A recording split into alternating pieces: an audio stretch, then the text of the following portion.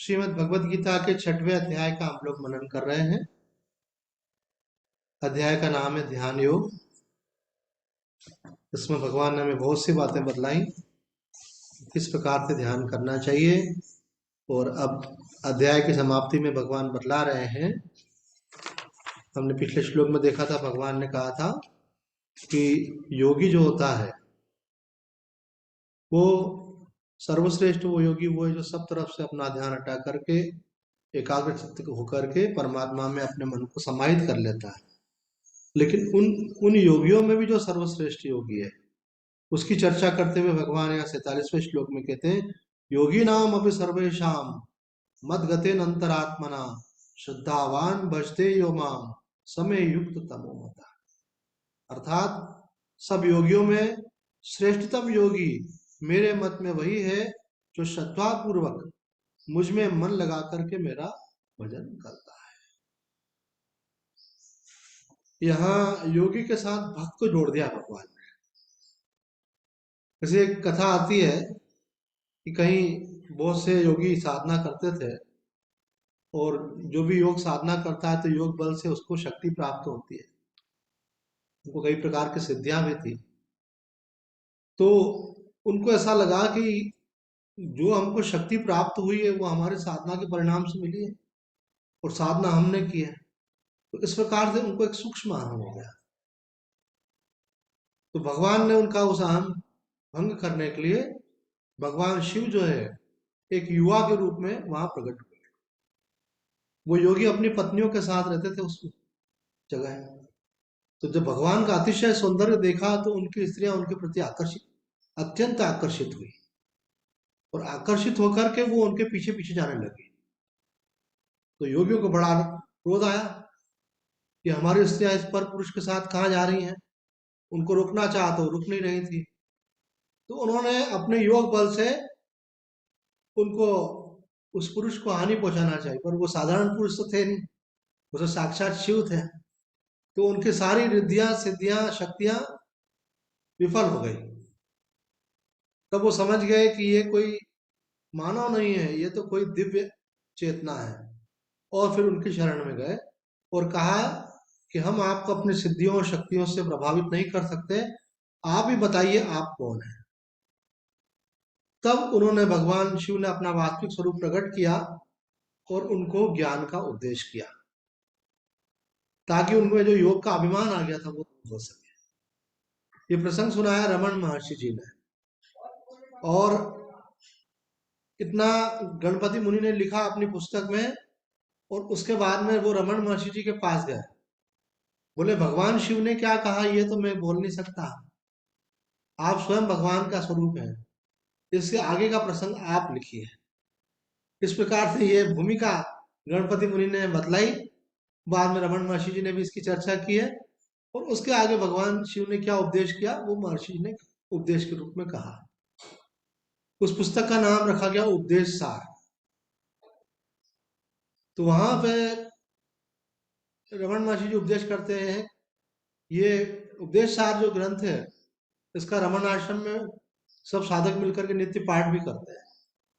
और अगर कोई साधक रमन महर्षि जी के पास जाता था और अगर ऐसा पूछता था कि मैं कुछ नहीं जानता हूँ, मुझे ज्ञान का उपदेश कीजिए, तो रमन महर्षि जी कहते थे कि कि हमने जो कुछ कहना है वो उपदेश सार में कह दिया है।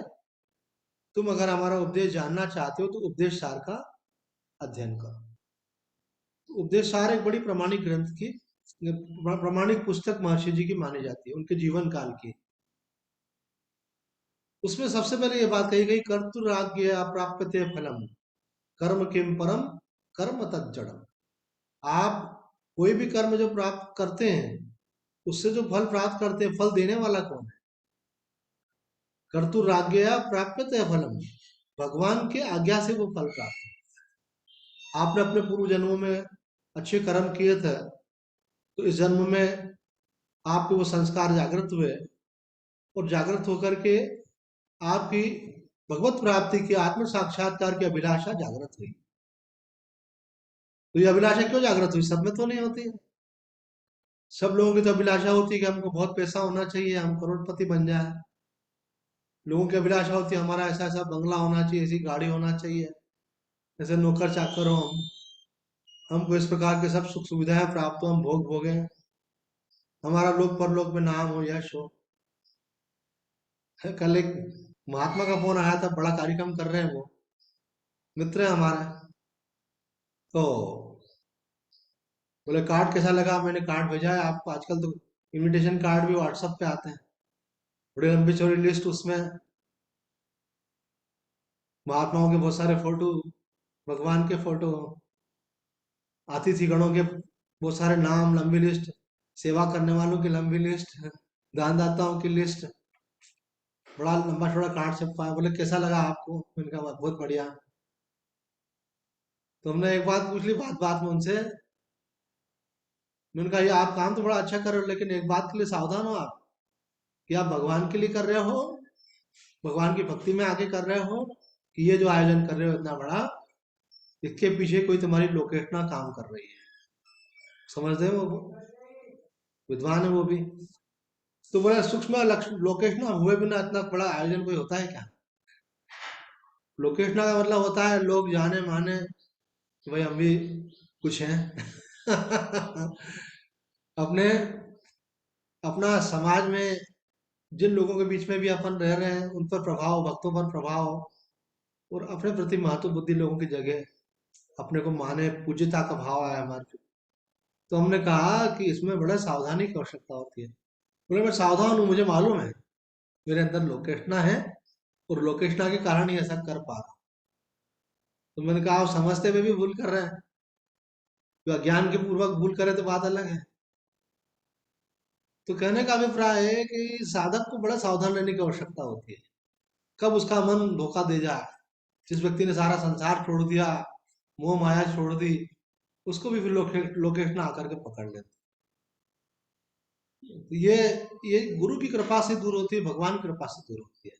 तो यहाँ कहते हैं ये योगी जब साधना करते हैं तो इससे धीरे धीरे, योगी भी कोई साधारण नहीं होता है, योग की साधना में बड़ा तप करना पड़ता है, और उसको धीरे धीरे कुछ अनुभूतियां होने लगती है। योग मार्ग में अनुभूतियां जल्दी होती है, तो अनुभूतियां होती है तो उन अनुभूतियों का भी कभी कभी साधक को अहंकार हो जाता है। इसलिए योग की साधना विशेष करके जो षट चक्रों की साधना है, कुंडलिनी योग की साधना है, इसके लिए रमन महर्षि जी मना करते हैं। क्यों? क्योंकि इस साधना में शक्तियां जागरण होने से, विलक्षण अनुभूतियां होने से, विलक्षण सामर्थ्य आने से व्यक्ति अपने मूल मार्ग से कई बार भटक जाता है। इसलिए सदगुरु का मार्गदर्शन बहुत अपेक्षित है इसमें। उनकी उपस्थिति में ये की जाए तो ठीक होती है, वो आपको बतलाते रहते हैं, संभालते रहते हैं।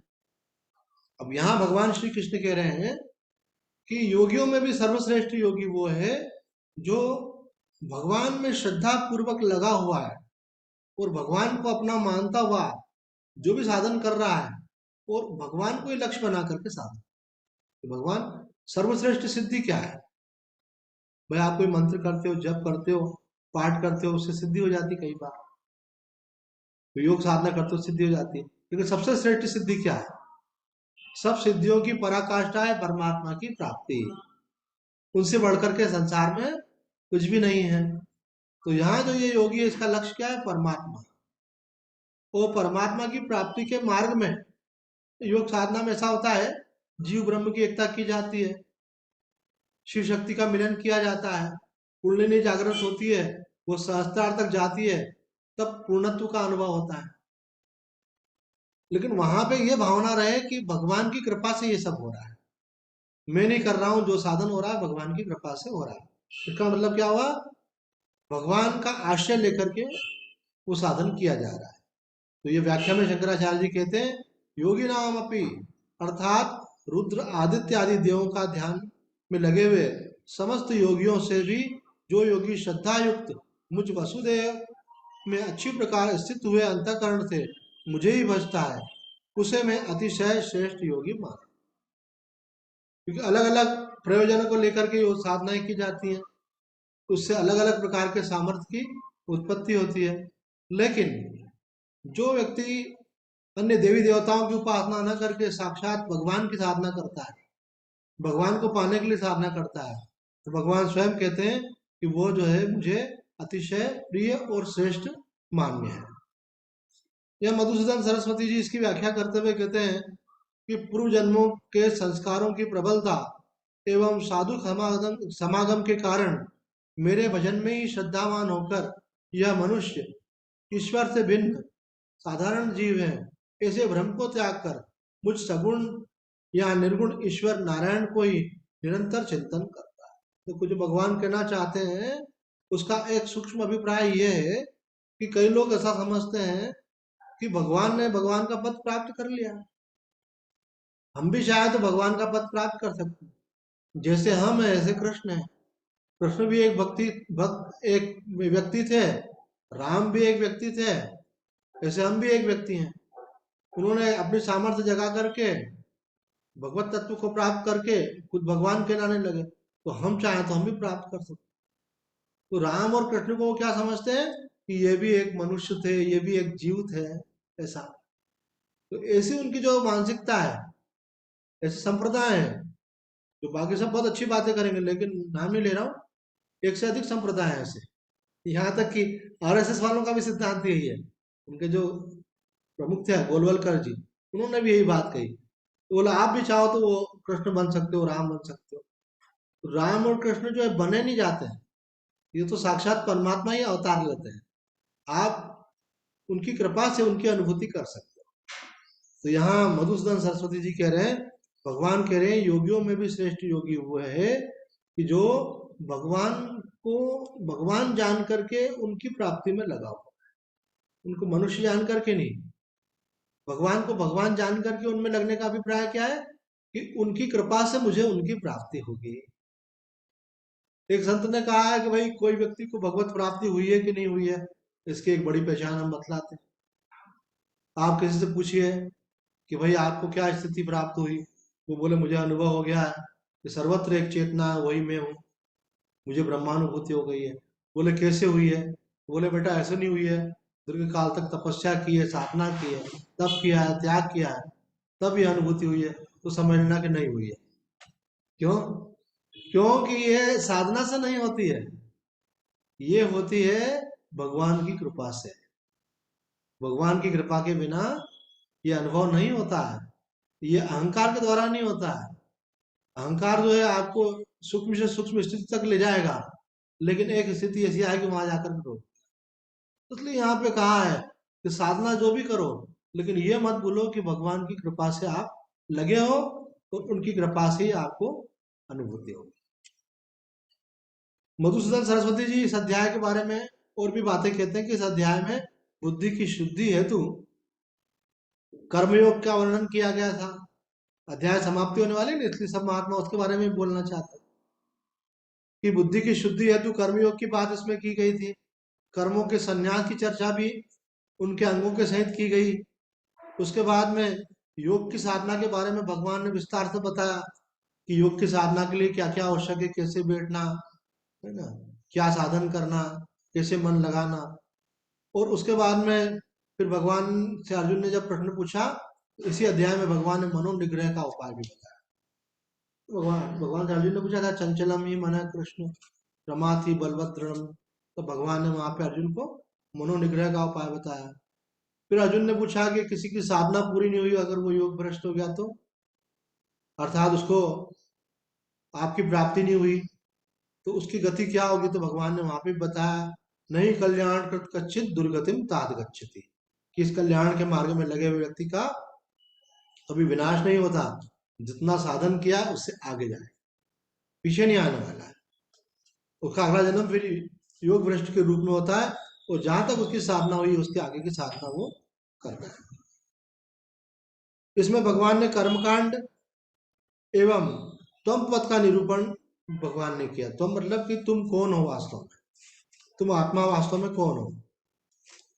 ये योगी समझता है इस बात को, सब तरफ से अपने मन को हटाता, उसमें स्थित करता है। तो आत्म तत्व में स्थित होने का उपाय भगवान ने कहा कि सब तरफ से व्यक्ति वृत्तियों को हटाओ और बाद में फिर अपने आप में स्थित हो जाओ। फिर यह भी मत सोचो कि मैं आत्मा हूं। तो ये त्वम पद की बात कही गई। त्वम मतलब तू का लक्ष्य है आत्मा, उसके अनुभव की बात भगवान ने कही। अब यहाँ कह रहे हैं कि इसके आगे भगवान, जो भगवान ने आखिरी में कहा ना, श्रद्धावान भजते यो मान, तो इस वाक्य सूत्र को कहे हुए भक्ति योग का त्वम पद का अर्थ भजनीय भगवान का निरूपण आगे के 6 अध्यायों में भगवान करेंगे। ऐसा मान्यता है विद्वानों की कि गीता जी के अंदर 18 अध्याय है। पहले के 6 अध्याय में जीव को उसके स्वरूप के बारे में संकेत किया भगवान ने कि तुम वास्तव में कौन हो। फिर 7वें अध्याय से 12वें अध्याय तक भगवान के बारे में भगवान ने बतलाया है, भगवत तत्व क्या है, भगवत प्राप्ति कैसे होती है, उसके साधन क्या है। और फिर 13वें अध्याय से लेकर 18वें अध्याय तक जो आप और भगवान हो दोनों के एकत्व का निरूपण किया गया है। कौन सा? तात्विक दृष्टि से कि तत्वतः दोनों ही सच्चिदानंद स्वरूप है, एक है। वो 13वें से 18वें अध्याय का विषय वस्तु है।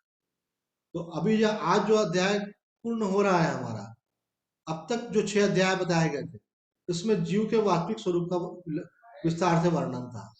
आगे के 6 अध्यायों में भगवान के वास्तविक स्वरूप का वर्णन किया जाएगा। मधुसूदन सरस्वती जी कहते हैं, तपस्वियों, ज्ञानियों और कर्मियों से भी योगी श्रेष्ठ है, पर योगियों से भी भगवान का भक्त श्रेष्ठ है। भगवान का भक्त क्यों श्रेष्ठ है? तो इसकी चर्चा रामसुखदास जी महाराज ने कही है। इसलिए श्रेष्ठ है क्योंकि उसमें अभिमान आने की संभावना नहीं रहती है। आप अगर बहुत शास्त्र अध्ययन करके ज्ञानी हो जाते हो तो ज्ञान अभिमान होने की संभावना रहती है।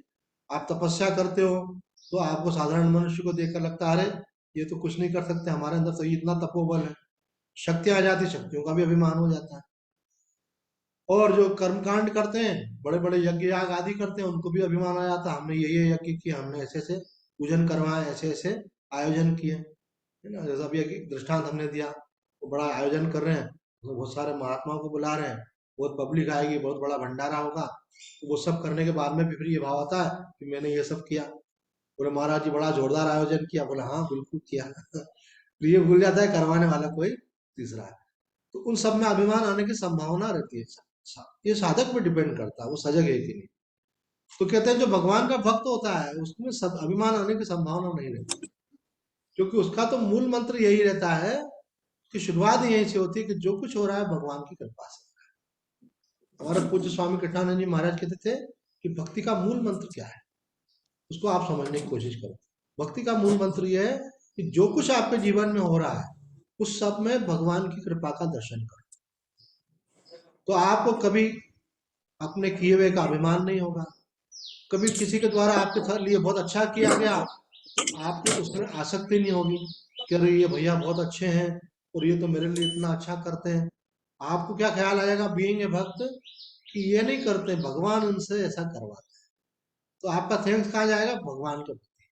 उससे क्या होगा? आपके भगवान में और अधिक श्रद्धा बढ़ जाएगी। कल वो माध्यम जो है हट सकता है, भगवान किसी दूसरे को माध्यम बना सकते हैं, तो आपको लगेगा कि नहीं, मैं तो पहले भी भगवान की शरण में था, अभी भी भगवान की शरण में। कोई आया और चला गया, कोई बात नहीं, दूसरा आया है वो भी उनकी कृपा से आया है। पर व्यक्ति को बोलने की जरूरत नहीं है, ये आपको अंदर समझना है। ये भक्ति का मूल मंत्र है कि आपको कर्तापन का अभिमान नहीं आए, और आपको जो परिस्थिति प्राप्त हो रही है उस परिस्थिति में आप आसक्त नहीं हो जाओ, न वस्तु में न व्यक्ति में। आपका ध्यान किस पे जाए? उस पे।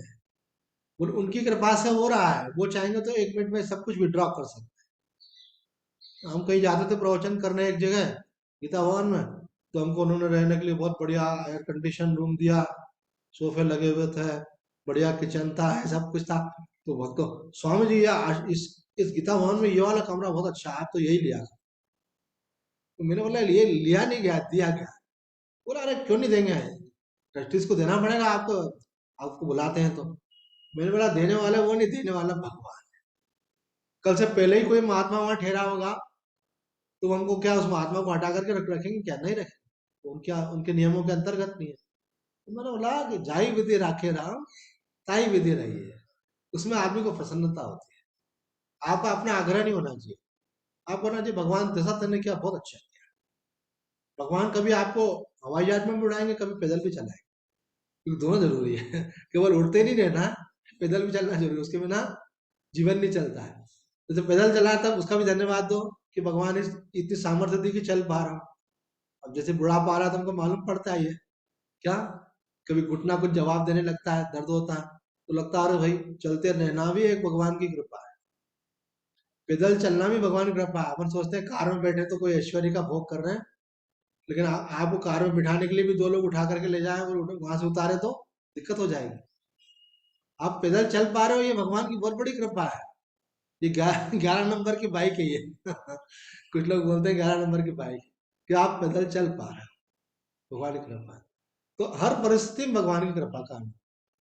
और यदि किसी ने आपको तकलीफ दे दी, दुख दे दिया, तो आपके मन में शत्रुता का भाव आ जाएगा, भगवान के भक्त में नहीं आएगा।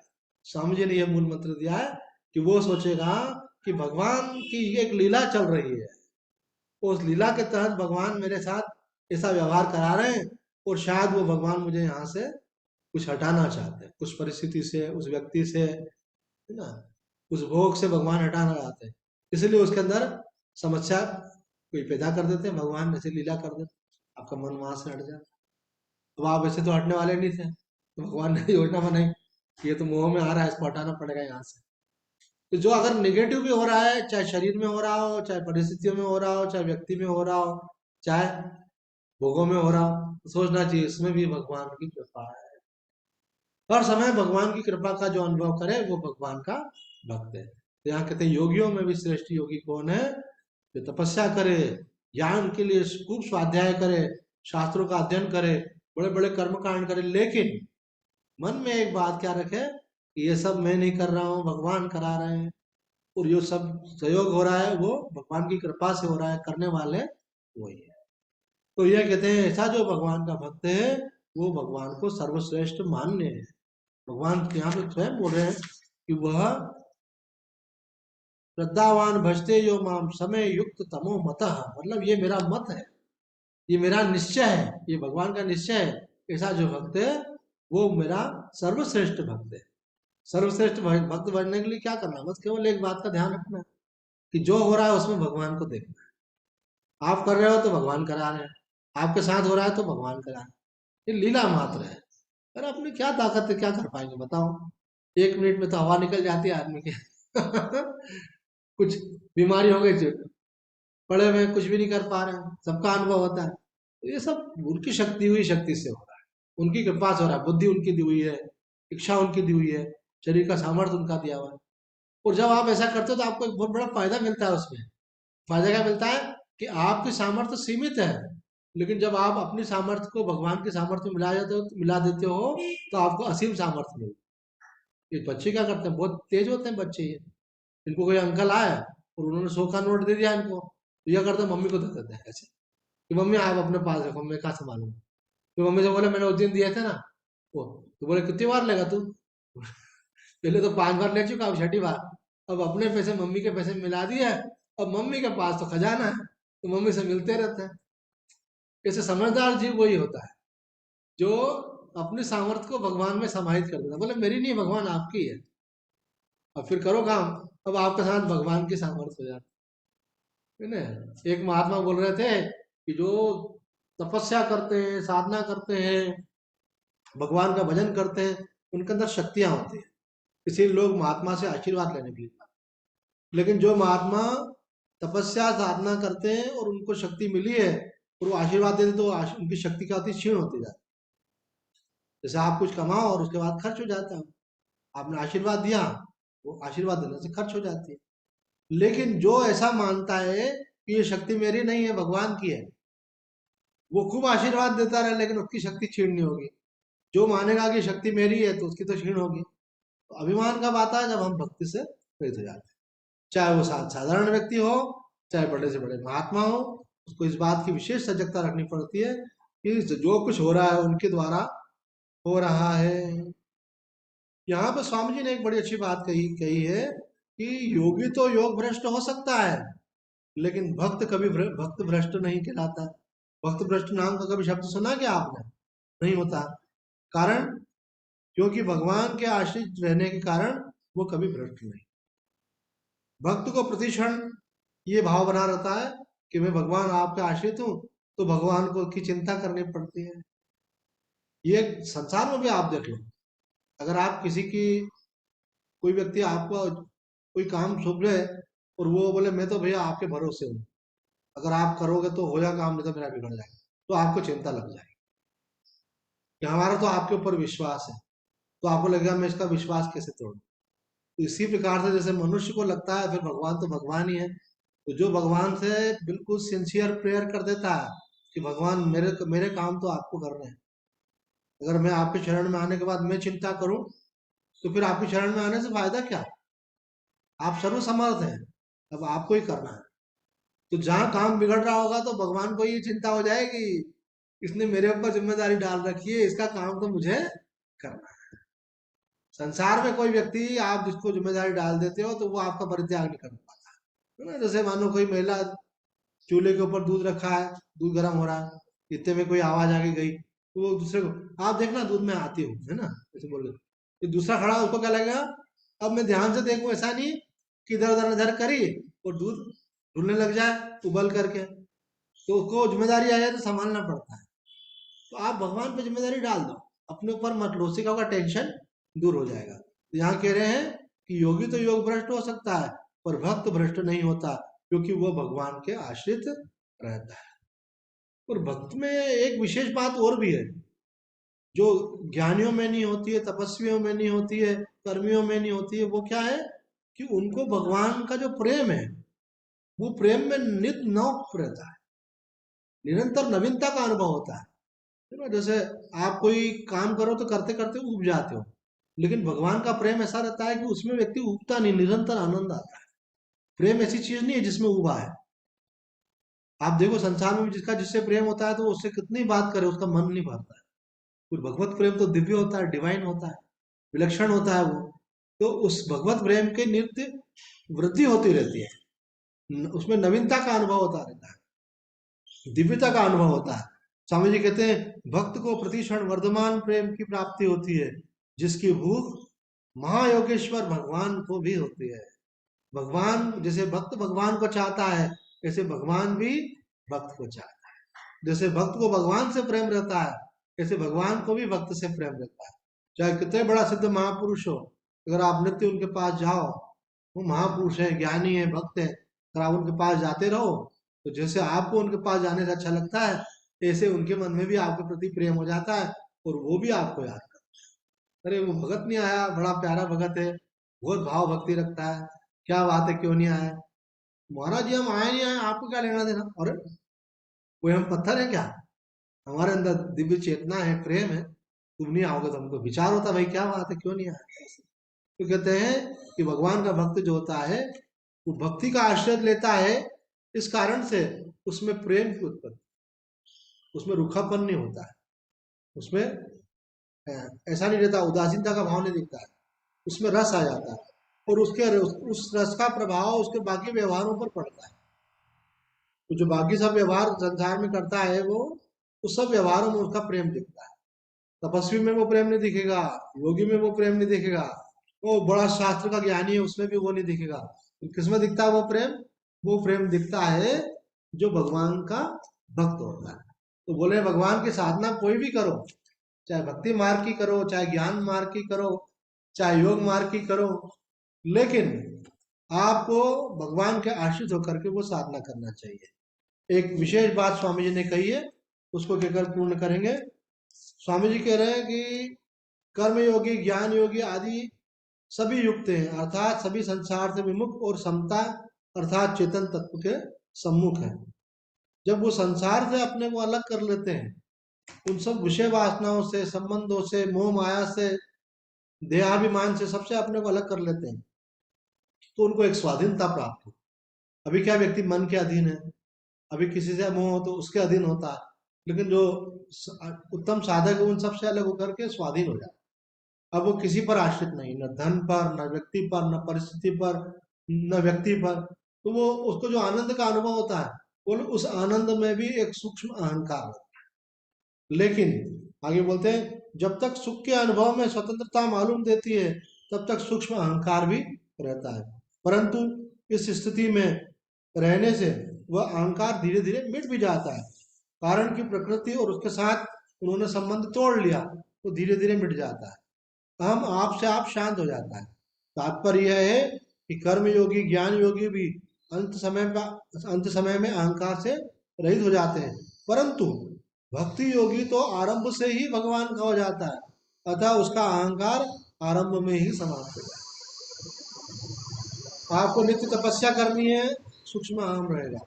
आपको ज्ञान प्राप्त करनी है, सूक्ष्म अहम रहेगा, जब तक कि ज्ञान प्राप्त नहीं होगा। प्राप्त होने के बाद धीरे धीरे शांत हो। लेकिन भक्ति हो गया क्या, मैं तो कुछ नहीं कर सकता, भगवान आपकी कृपा से ही सब कुछ है। इसलिए भक्त में विशेष विनम्रता होती है और वो निरहंकार होता है। इसलिए भगवान ने यहाँ पे कहा है कि आप मेरे आश्रित होकर के मेरा भजन कीजिए, इससे आपका अवश्य कल्याण होगा। और आप अगर ऐसा करते हैं तो भगवान कहते हैं वो सर्वश्रेष्ठ योगी है, सर्वश्रेष्ठ ज्ञानी है, सर्वश्रेष्ठ तपस्वी है, जो मेरा आश्रय लेकर के ऐसा। तो आज इतना ही कहकर अपनी वाणी को विराम देते हैं। ओम पूर्णमदम पूर्णात् पूर्णमुदच्यते पूर्णस्य पूर्णमादाय पूर्णमेवावशिष्यते। ओम शांति शांति शांति। हरि ओम तत्सत। आइए प्रेम से भगवान का नाम लें। श्री राम जय राम, जय जय राम। श्री राम जय राम, जय जय राम। चलो 5 मिनट है, किसी के मन में कोई प्रश्न हो तो पूछ सकते हो। तो समाप्त तो होने ही वाला है। कोई जिज्ञासा है क्या किसी साधक की? कुछ जिज्ञासा हो तो पूछ सकते हो। ऐसा है तो बहुत खतरनाक, कोई साधन है जिज्ञासा वाले।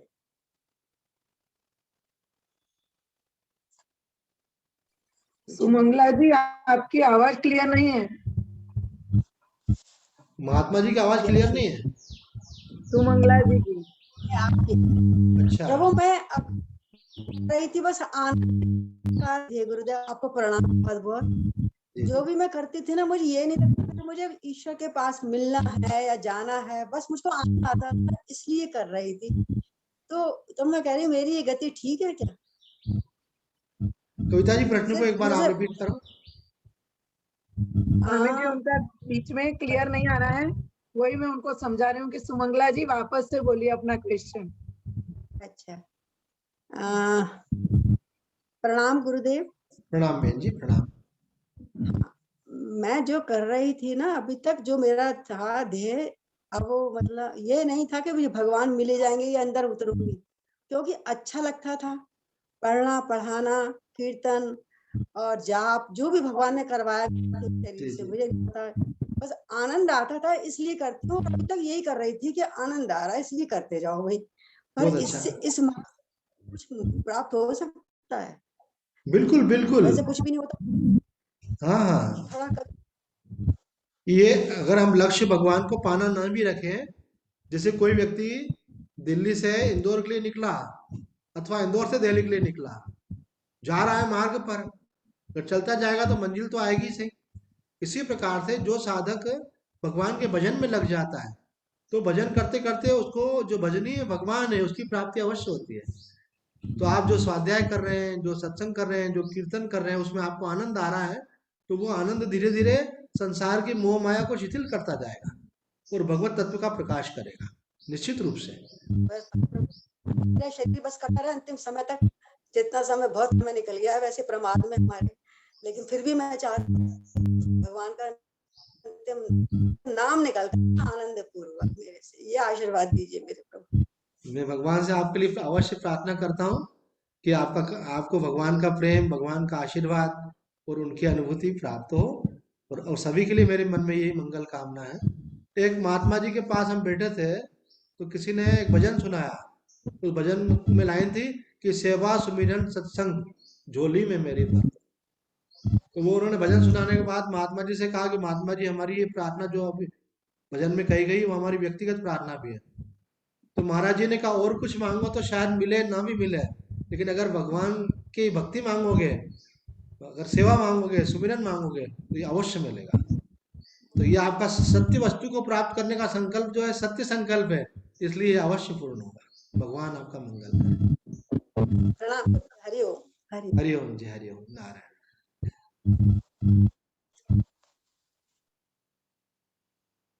और किसी का प्रश्न है, पूरा करें। चलो पूर्ण करते हैं। सच्चिदानंद भगवान की जय। जय